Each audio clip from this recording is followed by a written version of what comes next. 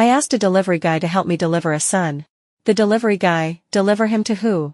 Me, the sterile CEO, Alan Pierce. He was forced to step down because he couldn't have children. Today his family is about to hold a press conference, announcing that his illegitimate half-brother will inherit the business instead. I'm a beastkin lop-eared rabbit. Back when my hormones went into heat, in a moment of panic I ended up sleeping with the sterile CEO, Alan. He flew into a rage out of sheer humiliation. How dare you? Who gave you permission to touch me? You've got some nerve, and you're still touching. Not only did I touch him, I even yanked him into a deep V-neck. Remember this, any man I've marked, even if he's sterile, has to stay chaste for me. In return, this bunny will protect you for the rest of your life. The delivery guy arrived at the press conference holding a baby high over his head. Who's Alan? Your delivery, your biological son, is here. Please sign for him ASAP. I've got another order to run. At the press conference venue. Everyone's ears shot up in disbelief. Is that for real?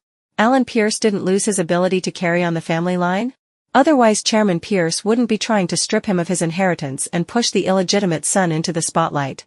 3 years ago, during that earthquake, he got stabbed by rebar in an aftershock while rescuing a child. Since then he lost his fertility and became the sterile CEO. Chairman Pierce immediately announced to the public that he actually had another illegitimate son studying abroad, so the bloodline wouldn't end. From then on, he'd focus on grooming the illegitimate son to inherit the family business. In the blink of an eye, 3 years passed. The illegitimate son who used to be kept in the dark, Ryan Pierce, turned into a hot commodity. The moment he returned, he forced Alan, his only legitimate older brother, to step down and hand over the CEO position. Ryan mocked Alan with reckless glee. My dear big brother, you can't blame me for this. Who told you can't have kids? Who told you to play hero? When there's an earthquake, you don't even know to run, you stay right in the epicenter and join a rescue team. Haven't you heard the saying, good people don't get good endings, disasters live 1,000 years? For one kid, you threw away your own fertility, now you'll never have a child of your own. Big bro, I almost can't help feeling sorry for you. Tell me, how can someone's luck be this awful? You had a perfect hand and still managed to play it into the ground.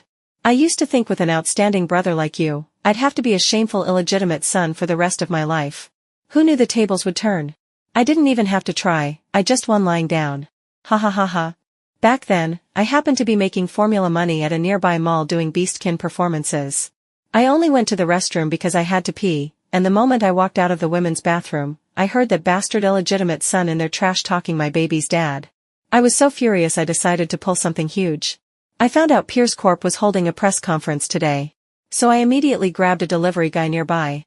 I'll transfer you 50. Help me deliver something to Pierce Corp's press conference, rush order. Deal? The delivery guy asked me, what are you delivering? I hoisted up a baby, soft and milky sweet, pink and pudgy. Deliver him to the sterile CEO, Alan. Tell him this is his biological son.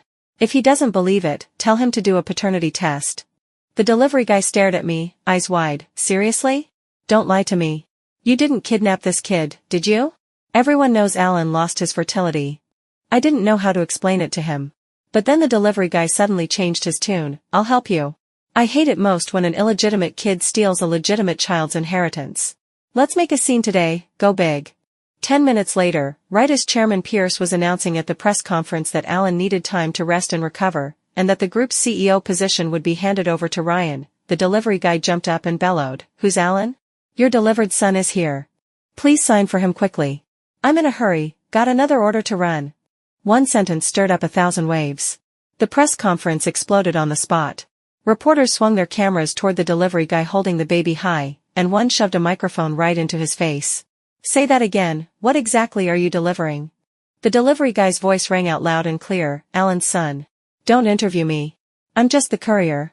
I don't know anything else. Where's Alan? President Pierce, your son is here.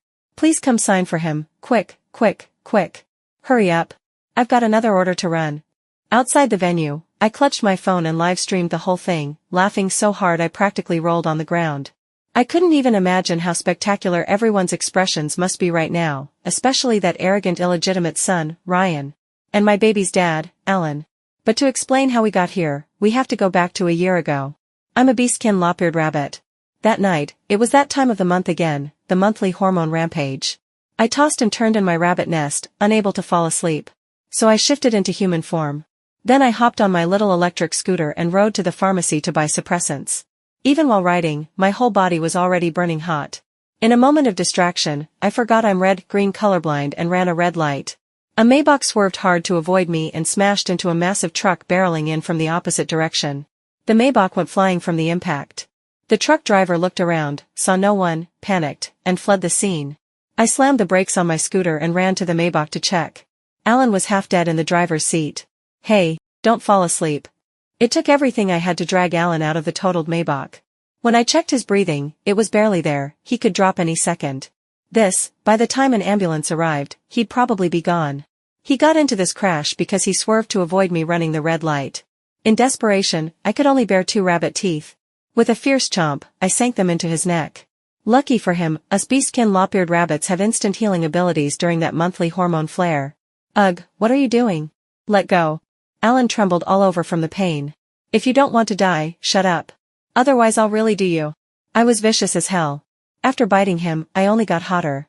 This man was practically a divine delicacy. That face. That chest. That waist. Those legs, from head to toe, there wasn't a single place that wasn't irresistible.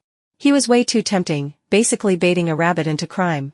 Dark night, wild wind, exactly the kind of time scoundrels do their business and vanish. Time, place, and opportunity, all perfectly lined up. It was hard for me to let a man like that go when he was practically delivered to my mouth.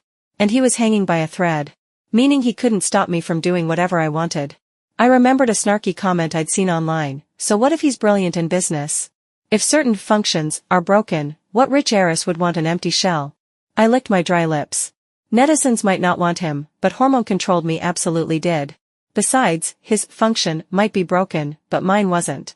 With men, as long as they can lie there, that's enough. Everything else, leave it to me.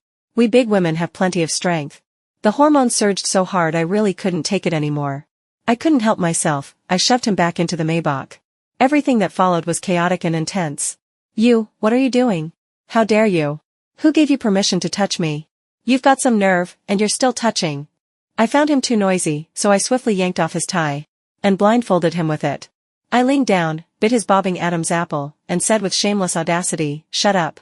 I saved you. So you only get to be slept with by me. Torn uniform. Scalding skin. Heavy, ragged breaths. And my movements, wild, fierce, out of control.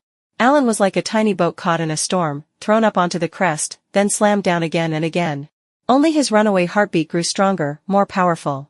As if it were hinting that he was coming back to life. I was the one who dragged him back from the gates of death. The deathly pallor on his face was finally replaced by a flush. Sweat beaded and slid down his sculpted chest.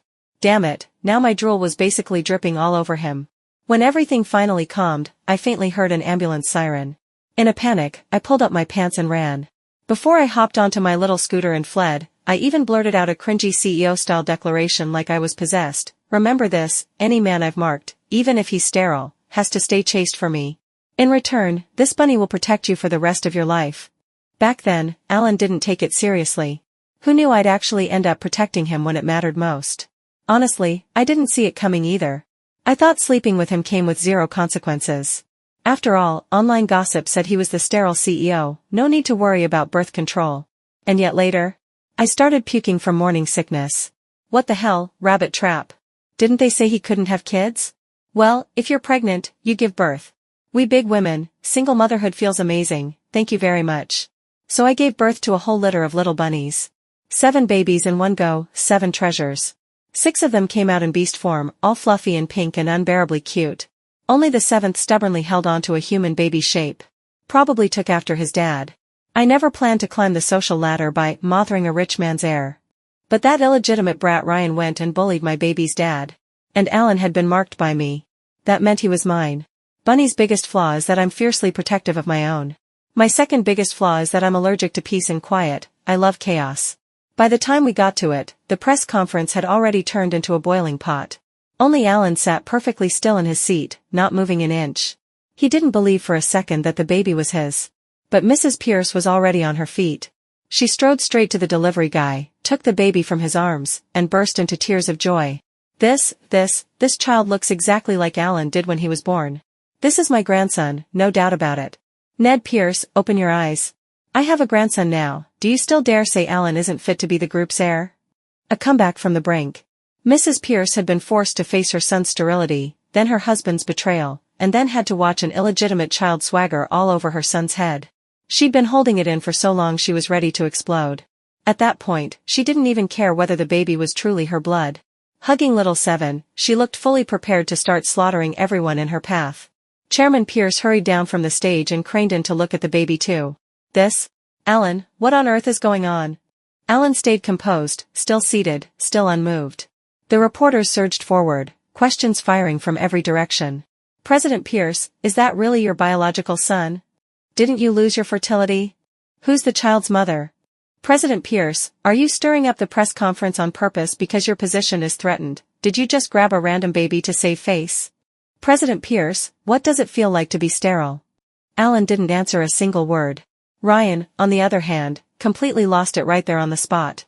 Dad, this kid came out of nowhere. Who knows if they didn't just borrow a baby at the last minute to mess things up? Too bad, does it even matter? The moment the paternity test comes back, they'll be exposed. You should announce it already. Let me replace my big brother and take over the group, make me the new CEO of Pierce Corporation. Mrs. Pierce carried the baby straight up to Ryan. She lifted her hand and slapped him hard across the face. What paternity test? This is my grandson. The real deal. I can tell with one look. Ryan almost swung back, but with so many eyes on him, he swallowed it. Dad, look at them panicking. They don't even dare do a paternity test. That kid can't possibly be big brothers. Alan rose abruptly. He ignored everyone and walked out of the press conference with long, decisive strides, like he refused to participate in this farce. His back looked bleak and wounded, so lonely it made people ache. The live-stream camera followed him until he disappeared through a side door, surrounded by bodyguards. Online, people went wild. Someone even tagged Alan, President Pierce, if you could do it over again, back then at the earthquake's epicenter, would you still step forward to save that child? If you'd chosen not to, you wouldn't have needed to bring in a fake son today just to salvage your pride. Alan's reply was brief to the point of sharpness, I would. As expected of the father of my 7 kids. So why the hell isn't he getting a paternity test already? Who said little Seven is fake? If the other 6 bunny babies could hold a human baby form right now, I'd have delivered the whole 6-pack too. I bought 2 cans of formula at the mall, ready to hop on my beloved little e-scooter back to my rabbit nest, when 2 bodyguards suddenly stood in front of it. Their presence was overwhelming, polite, but unyielding. Miss, President Pierce would like to see you. What? Why does he want to see me? Do we even know each other? I jumped, startled. I didn't mind giving Alan a son, but I had zero intention of exposing myself. How had he found me this fast? One bodyguard said, we've confirmed it was you who commissioned the delivery man to bring the baby to the press conference. Please. There was no way to refuse. I could only steel myself and go meet my baby's dad, Alan. He sat in the Maybach that had already been repaired. The moment he saw me, he froze too, like he hadn't expected it at all. Why is it you? I gave an awkward little grin. Hi. What a coincidence. Fancy seeing you again. For the first time, a ripple broke across Alan's cool, handsome face. The child, you gave birth to him. I hadn't even had time to answer when Alan suddenly pivoted. Impossible. I don't have the ability to make a woman pregnant. His tone was so devastated it almost hurt to hear. I held my breath hard. With a pop, my 2 rabbit ears sprang out from the top of my head, fluffy and pink, then I wiggled them at him. I'm not an ordinary woman. I'm a beastkin bunny. If you don't believe me, touch them. He actually reached out and touched them, and heat rushed straight into my cheeks. Damn it. I almost forgot, rabbit ears aren't something you let people touch casually. It makes you want things. Alan immediately snatched his hand back. Only then did I realize the tips of his ears had gone bright red too. He gave an uncomfortable little huff. Incorrigible. That's a normal physiological reaction, okay? If I touched you, my gaze slid shamelessly up his long, straight legs, and I rubbed my hands together in faux shyness. You think you'd have no reaction? Alan understood instantly. He turned sideways to block my line of sight, stared me down with razor-sharp eyes, and spoke like he was condemning me from the depths of his soul. Are you even a woman? Stop looking. What's wrong with looking? A CEO acting this shy? Besides, I'd touched him before. I'd touched him more than 3 times from head to toe, and he'd been fed very, very well. I still couldn't quite forget the taste of it. Don't most men brag about sleeping with women? How come when it's us big women who get proud, men suddenly get upset? His handsome face was so red it made me want to bully him even more. A sudden ringtone cut off my predatory stare. It was Mrs. Pierce. Alan, where are you? Leave, now. Your father sent people to find you. He insists on doing a paternity test on you and the child. He says he won't allow some unknown baby to disrupt the Pierce family bloodline, bah. As if he didn't bring home an illegitimate son himself. This scheme of yours, having a delivery guy bring in a baby, was brilliant, but you absolutely cannot let your father find you right now. Buy a plane ticket and take a long vacation abroad. You've worn yourself to the bone for the company. You haven't gone anywhere to breathe in ages, use this chance to relax. As long as you don't come back, he can question all he wants and still do nothing to me. I'll bite down and insist this is my grandson, what can he do about it? If he can disgust me, why can't I disgust him? I'm going to use this child to disgust him to death. Mrs. Pierce's voice was like a machine gun, rat-a-tat-tat, combat power off the charts. But Alan glanced at me, and suddenly said, I'm going back right now to do the paternity test. Huh? What? Why would you come back now and add to the mess? His mother sounded stunned, completely blindsided. Alan hung up and lowered his voice to ask me, You're sure the child is mine? I was tired of his fussing. I shoved him down in one smooth motion. Keep nagging and I'll eat you again. Alan turned shy again. He caught both my hands that were itching to get grabby, and his broad palms wrapped them up completely. His fingers were long and strong. Don't. I'm taking you home. My criminal heart refused to die. It was all his fault, those chest muscles were too tempting. What home? I want it now. Blame yourself for touching my rabbit ears. I thought Alan would kick me into the stratosphere. Instead, half believing and half doubting, he asked me, earnestly, almost innocently, touching rabbit ears, really makes you want it that much? I lied with my eyes wide open. If someone touched you, would you be calm as still water? I'm telling you, if I don't get my way, it feels awful. I'm staring at your chest right now and I want to plaster myself onto it. I can't stop the wicked thoughts in my head. It's all because you're the first man I ever marked. I only feel this way about you. My whole mind is you. And Alan, he actually believed me. He went quiet for a moment, like he was doing mental preparation. Just as I was about to give up, he suddenly said, If you really feel that miserable and there's no way to ease it, then, at most, I'll let you cling to my chest for a bit. Just a taste. You need to learn to control your desire. Don't become a puppet of lust. Oh my God, what is this pure, chaste CEO? This easy to fool? No wonder men love sweet-talking women. My mouth went ha. Without another word, I tore open his shirt collar and pressed my entire face against his chest, ready to nuzzle and suck. Alan immediately raised the privacy partition in the back seat. Then, pretending to be calm and controlled, he told the driver, drive home. Alan dragged me back to the house, where the Pierce family was already in total chaos. Ryan pointed at my nose and laughed loudly. Big brother, bringing back a baby of unknown origin isn't enough, now you bring home some wild woman too. What, are you going to tell Dad this woman is the hero who gave birth to your son? Snap. I broke the finger he was pointing at me with. Then I kicked him flying. Don't yell at me. I've been afraid of dogs since I was little. We violent rabbits always settle grudges on the spot, never overnight. You bully my man, you eat my fist. Ryan hit the floor hard and let out a pig slaughter scream. Ah, bitch. You dare hit me, get her out of here. I immediately ducked behind Alan. A man's back is there to be leaned on. I'm only responsible for being arrogant, the rest is the man's job. If a man can't even let me be arrogant, what's the point of having him? Fortunately, Alan was the useful kind. When two bodyguards started forward, he swept them with a cold, weightless glance. Who dares? This house hasn't fallen under Ryan's control yet. Open your eyes and remember which master you're supposed to stand behind. The two bodyguards immediately bowed, apologized, and retreated to the corner. When immortals fight, little ghosts want no part of it. From behind Alan, I stuck my head out at Ryan and blew him a childish little raspberry. Yep. That immature. What are you going to do, hit me? Enough. Chairman Pierce, seated on the sofa, finally spoke. What kind of disgraceful woman is this, and you bring her into the house? Alan tightened his grip on my hand and walked up to his father. She isn't some disgraceful woman. She's the mother of my child. Only then did Alan seem to remember he hadn't asked. What's your name? Susan Forrest. Alan repeated it with solemn seriousness, as if making a formal announcement. Her name is Susan. She is the mother of my child. Chairman Pierce nearly coughed up blood from sheer rage. You don't even know her name and you claim she's your child's mother? That baby really isn't my grandson. Alan, how long are you going to keep fooling around? Has the Pierce family not lost enough face because of you? That, I did not enjoy hearing. I yanked Alan behind me. Then I rolled my eyes at Chairman Pierce so hard they nearly flew out of my skull.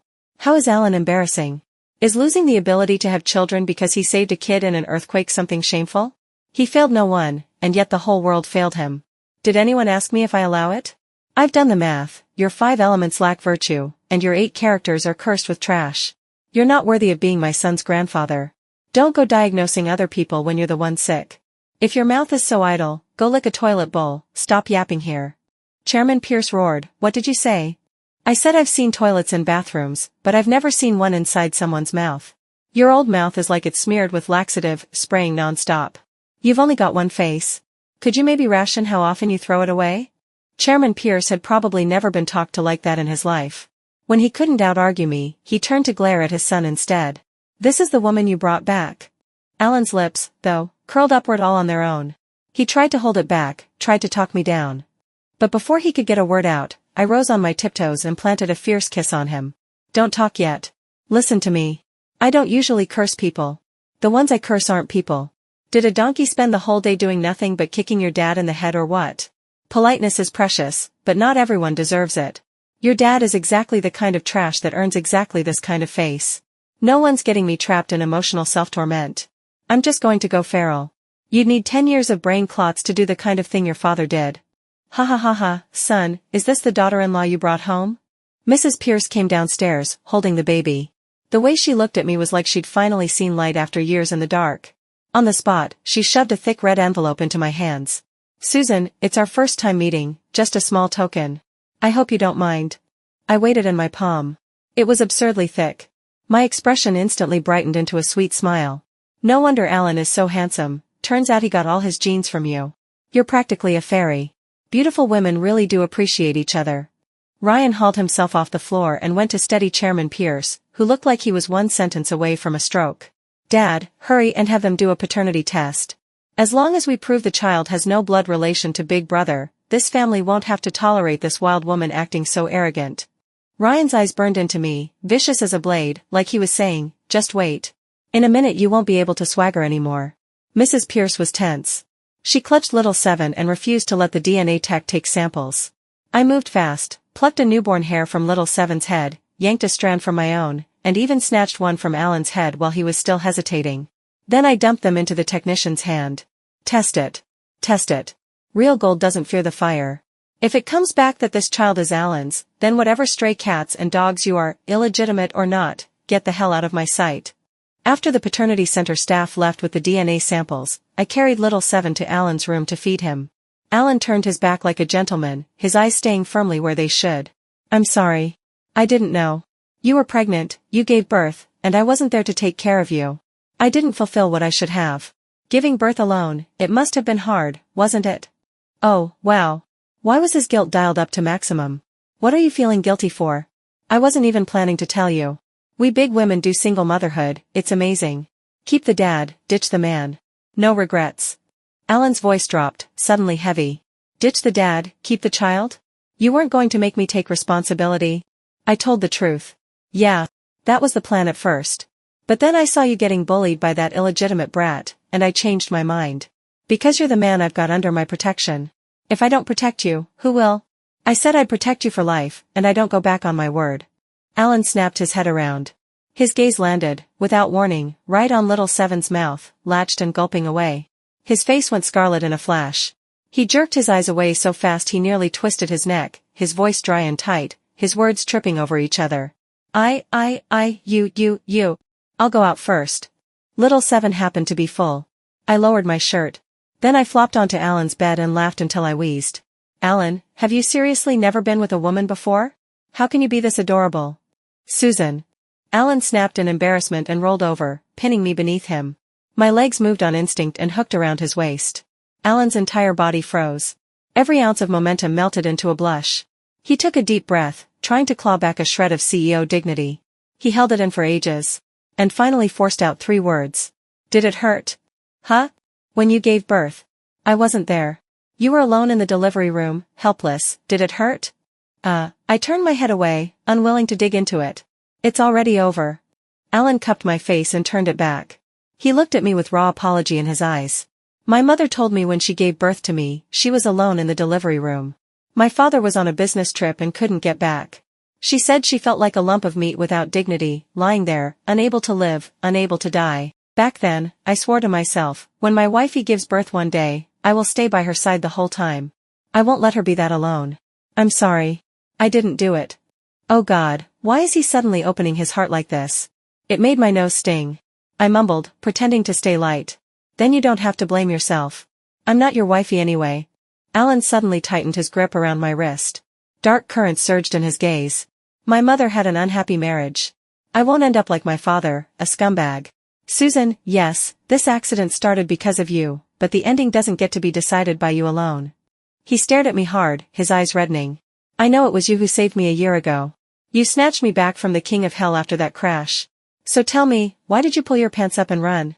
Were you that afraid I'd cling to you? Could I say I was afraid you'd beat me up?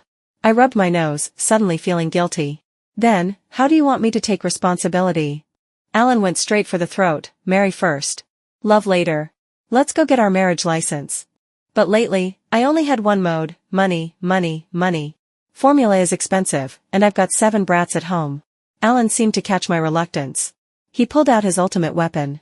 After we're married, my chest, touch it however you want. Anytime. You can do whatever you want to me. Hesitating for even one more second would have been disrespectful to that texture. I lunged in with both hands, fierce and tiny but terrifying. Don't seduce me, I can't take it. While I shamelessly groped, I asked him, if I hadn't shown up to rescue you, were you really going to let that illegitimate brother bully you into the ground? I don't want a useless man. On Alan's handsome face, shyness was no longer the only thing. Now there was ambition, blazing, brilliant, almost blinding. I was planning to take my team and go out on our own. If the old man refuses to hand the business to me, then I'll build my own empire. No backing? Then I'll carve out my own kingdom. I myself am my hardest support. Damn. No wonder people say men who focus on their career are the most attractive. Just hearing it from his mouth was intoxicating. Alan continued, the year I graduated and came back, Pierce Corp was already declining. The cash flow almost snapped. It was me, these past 5 years, that brought it back from the dead with my own ability. If I can make it live, I can make it die. Ryan wants to inherit the family business. I was going to hand him an empty shell of a company. But I've changed my mind now. Keeping what I have, and building my own empire, I want both.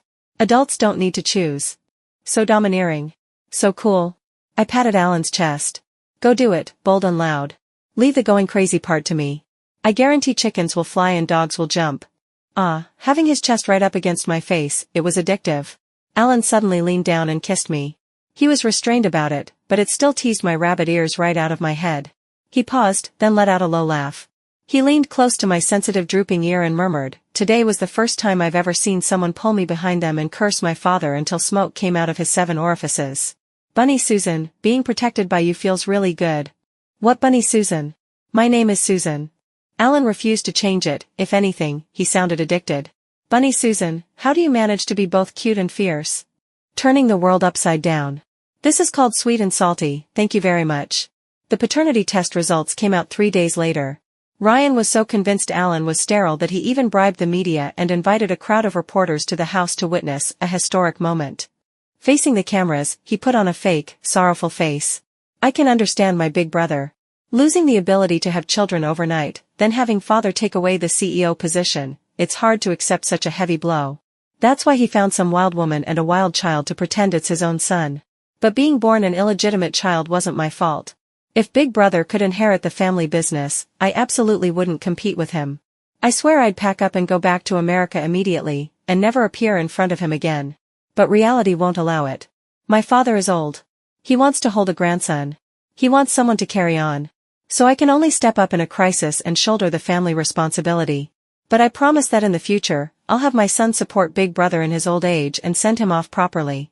From now on, my son will be Big Brother's son. I spit in my heart. Turtle looks in the mirror, what a perfect bastard face. I walked in with Alan and, yes, I had to clap. Beautiful speech. Sounds exactly like a fart. Ryan sneered. Susan, watch your mouth. This is a noble household, not a place for you to keep shit, piss, and farts in your mouth. I wasn't afraid of him. If it weren't for the live stream cameras pointed at me and the fact I had to maintain a tiny bit of image, I'd have thrown literal filth. My words are ugly, sure, but you're not someone worthy of pretty words. And since this is a noble household, it's even less a place for the mistress's son to run his mouth in front of the legal wifey and the legitimate eldest son. Who are you trying to move here? My baby's dad will only be supported in old age by my son in the future. Your son, who the hell is he? What makes him worthy to be Alan's bastard son? Reporters swung their cameras toward me. And this young lady is? Mrs. Pierce cut in first. This is my daughter-in-law. Daughter-in-law my ass, I hadn't agreed to Alan yet.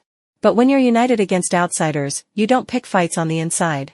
Just then, the butler appeared at the doorway and sang out loudly, Chairman, the paternity report has arrived. It shut down every last shouting match. Alan's father took the document envelope from the butler. Everyone held their breath. Everyone, that is, except me. Mrs. Pierce's face was covered in storm clouds. She leaned close to my ear and whispered, Susan, take the child and run out the back door. These past few days you've been cursing heaven and earth in this house. You've already vented my anger for me. The rest, leave it to me and Alan. Alan gripped my hand tightly. Mom, I trust Susan. She won't lie to me. Mrs. Pierce was frantic, panic blazing in her eyes. Don't you hurt Susan. When that result comes out, your father will chop her to pieces. Your condition, your body, your mother brought in so many experts. Sometimes, child, you have to believe in fate. But in the very next second, Chairman Pierce pulled a thin sheet of paper from the envelope. Ryan, impatient as a monkey, lunged in to see it, itching to land a fatal blow on Alan. He snatched the paternity report, shoved it toward the reporters' cameras, and didn't even bother to hide his excitement at finally getting to slap faces. Everyone, please look.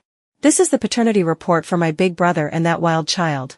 It will clearly say they do not have a biological father-son relationship. Reporters, zoom in.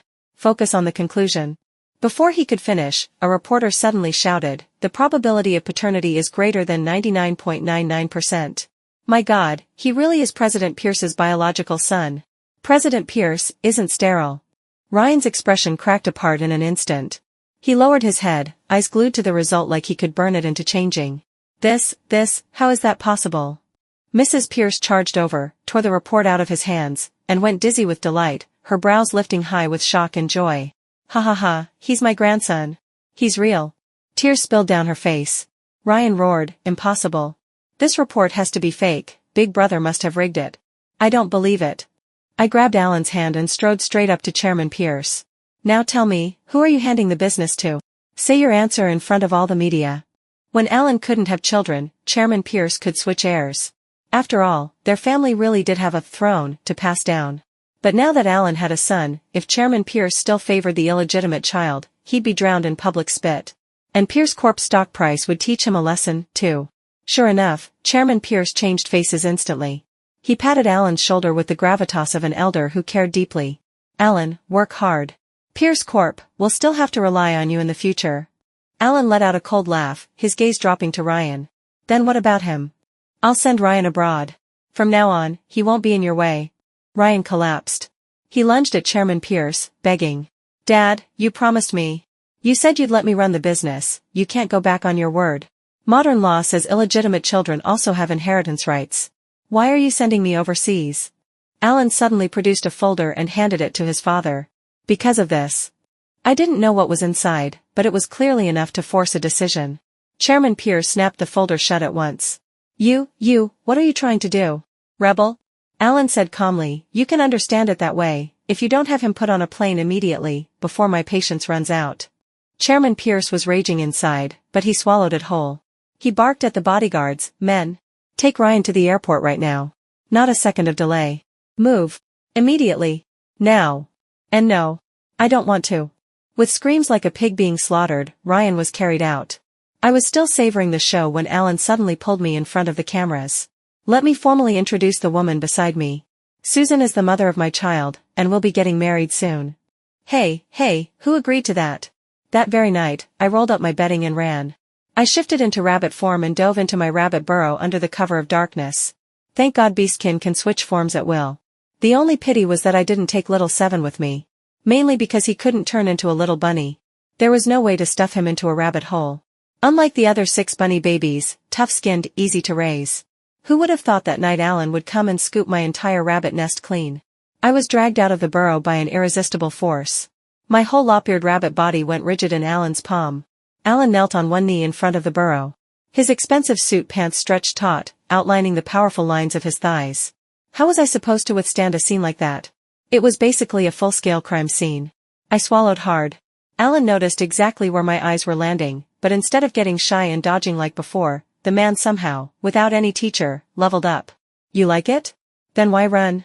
You can run from the monk, but can you run from the temple? I refused to lose on principle. I couldn't figure it out. How did you find my rabbit burrow? Alan's gaze fixed on the pendant hanging at my neck, the one he'd given me at the Pierce house. Understanding hit me like lightning. Oh, wow. You put a tracker inside this pendant, didn't you? I knew it, rich families are deep as the sea. You stalking maniac. Alan's eyes went wounded and resentful. You can punish me however you want. Can you not abandon our father and son pair? I hadn't even had time to answer when one of the bodyguards who'd come with Alan shouted in shock, President Pierce, there are 6 more little rabbits in here. One by one, they bounced out of the burrow, excited as fireworks, and lined up around Alan. Mommy, is this our daddy? Is little 7 with daddy? Daddy is so tall. Daddy's pants are so cool. Can I climb them? Daddy, hug. It was so cute it was lethal. I was doomed.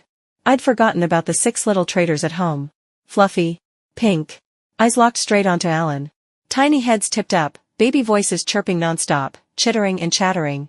Their eyes full of excitement and undisguised closeness. Alan went completely blank. Stunned into a statue. He stayed on one knee, one hand holding me, the other hand suspended in midair, not knowing which one to touch first. His eyes were filled with shock and disbelief. And that damn near stunned tenderness.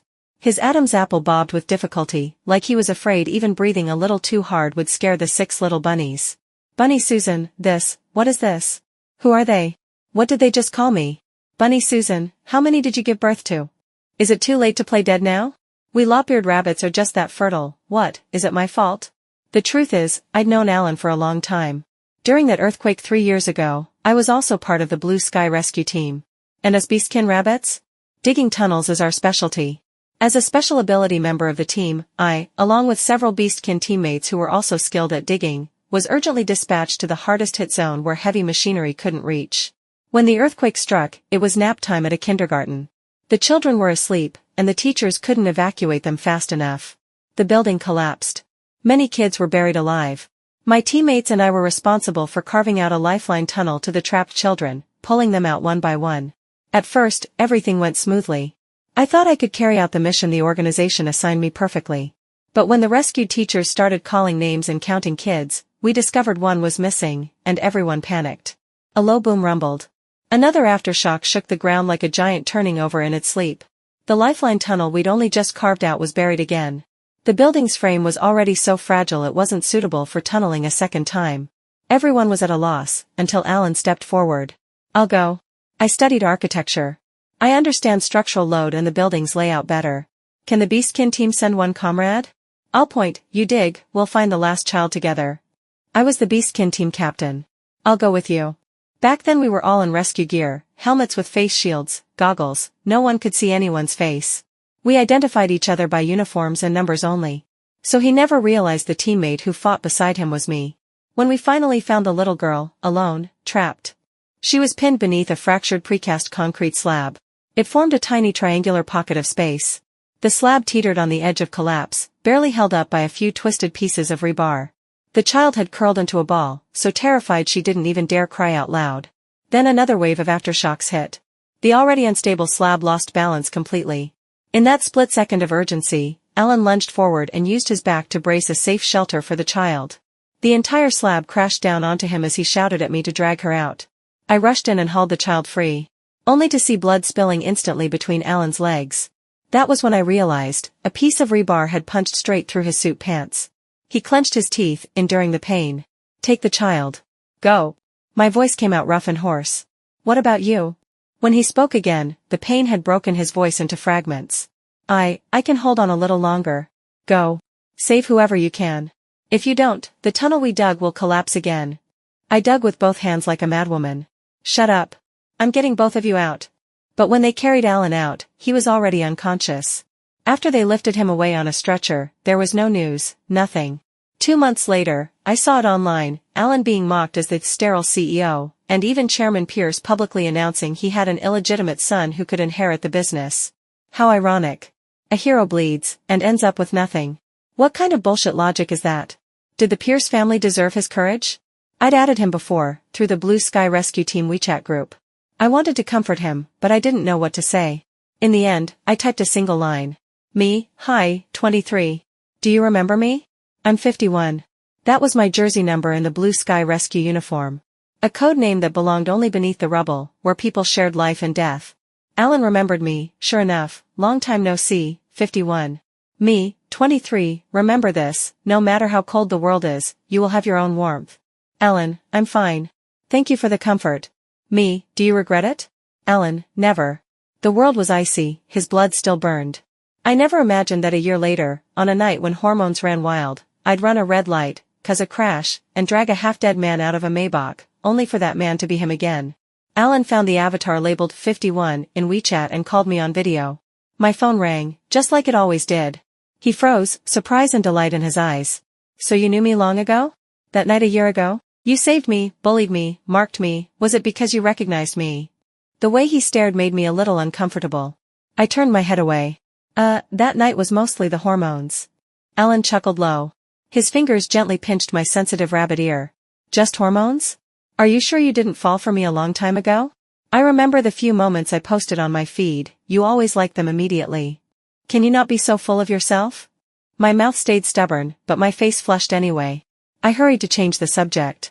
I told you, ears aren't something you can pinch whenever you want. Fine. That's the situation. Those 6 little bunnies are all mine. Are you sure you can accept a beastkin partner, and a whole litter of little bunnies as your kids? Alan's answer was simple, he packed us up and hauled us home that very night. Chirp chirp chirp. Daddy, Daddy, is this our new home? 6 fluffy little heads popped out one after another, craning forward, eyes wide with curiosity as they stared at the Pierce family's luxurious villa. Mrs. Pierce sucked in a breath. Oh my God, where did all these adorable little bunnies come from? They're so cute. Chairman Pierce, meanwhile, frowned so hard it could have cracked stone. Alan, what nonsense are you pulling now? Why are you bringing a whole nest of rabbits home? Alan didn't bother answering his father at all. He carefully cupped me, this one lop-eared rabbit, in his hands, and set me down on the sofa. Then, poof, I shifted back into human form. Hello? Surprise, surprise. Shocked, aren't you? Your daughter-in-law is a beastkin lop-eared rabbit. The living room fell into dead silence. I didn't care how horrifying the scene I'd created might be. Social butterflies never feel awkward. We only take control of the room. Formal introduction, me, Susan. Species, beastkin lop-eared rabbit. These 6 little bunnies, plus little 7, are all Alan's and mine. 1 pregnancy, 7 treasures. 6 are still in beast form for now, took after me. Little 7 looks more like his dad. After that, I dragged Alan upstairs, leaving the 6 little bunnies downstairs to bond with Grandma. Alan had promised me, the moment we got home, I could touch. So I went wild, like a horse slipping its reins, and shoved him down onto the mattress. Ferocious. Untamed. Big chest muscles, here I come. I was going to rock Alan until he became a tiny boat in a storm. We women, like eagles, are just that damn fierce. I heard Ryan refused to accept his exile abroad and kept plotting a comeback, only to get into a car accident and become sterile. I don't know if the heavens finally heard my daily internal curses, but he completely fell into disgrace, discarded like trash. Chairman Pierce flew into a rage and interrogated Alan. Was it you? Did you have someone do it? Hand on heart, if Alan had that kind of black-bellied ruthlessness, it would have been nice. The real venomous queen was my mother-in-law, Mrs. Pierce. Yes. It was me. So what? Divorce me. I'm done sharing a bed with you. Susan is right, big women don't have to suffer. If a man cheats, you kick him flying. Even when you're old, you live for yourself. Cutting losses with silver hair isn't too late. Chairman Pierce screamed, pointing at my nose and calling me a scourge, saying I'd corrupted his wifey, stirred chaos, and that Alan should divorce me. By then, Alan had already completely hollowed his father out inside Pierce Corporation. Dad, how about I find you an island to retire on? What did you say? Alan, isn't that what you decided back then? Forcing me to step down, then sending me to an island, banning me for life from competing with the illegitimate brother. You wanted to cage me forever, didn't you? Chairman Pierce stumbled back in terror. I didn't. You wouldn't dare, patricide?